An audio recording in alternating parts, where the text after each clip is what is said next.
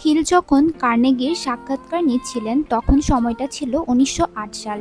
তার প্রকাশিত প্রথম বইয়েরও ২০ বছর পূর্বের কথা। বিগত ২০ বছর ধরে এই নীতিমালার উপর হিল লেখালেখি করেছেন, বক্তৃতা প্রদান করেছেন, শিক্ষা দিচ্ছে এবং নিজের প্রতিষ্ঠিত ম্যাগাজিনে প্রকাশিত করেছেন। Hill Napoleon Hill's magazine and Hill's golden rules magazine প্রকাশিত করেছেন। এই ম্যাগাজিনগুলো থেকে বিভিন্ন সময়ে প্রকাশিত হিলের জীবনের প্রথম দিককার লেখা কিছু মহামূল্যবান দিক নির্দেশনামূলক অনুচ্ছেদ দিয়ে সাজানো হয়েছে আপনার হাতের এই বইটি। আপনি হিলের বিখ্যাত কর্মগুলোর পাঠক বা হিলের লেখা আপনার দ্বারা প্রথমবার পঠিত যাই হয়ে থাকুক না কেন, এই বইয়ের মধ্যে জীবনের সাফল্য অর্জন করতে সাহায্য করবে এমন কিছু মূল্যবান নির্দেশনা আপনি পাবেন।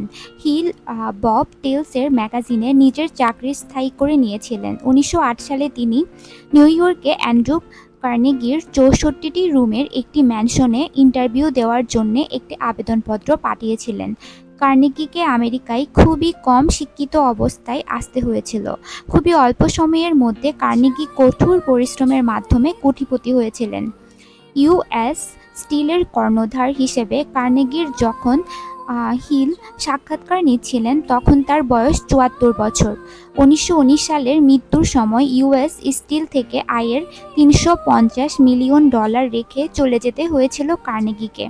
কার্নেগি তার অর্জনের নীতিগুলো নিয়ে হিলের সাথে কথা বলতেন।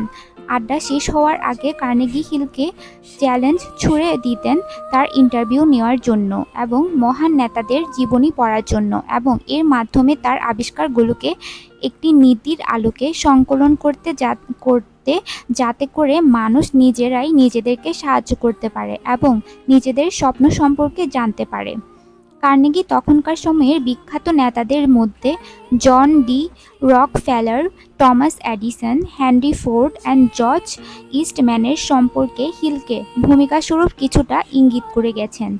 কেন হিলের কর্মগুলো পৃথিবীতে এতটা জনপ্রিয় এবং আত্মনির্ভরশীলতার আন্দোলন বর্তমানেও কেন এতটা জনপ্রিয়, যেমনটা পৃথিবীর ইতিহাসে আর কেউ পারেনি, আপনি অচিরেই তা বুঝতে পারবেন।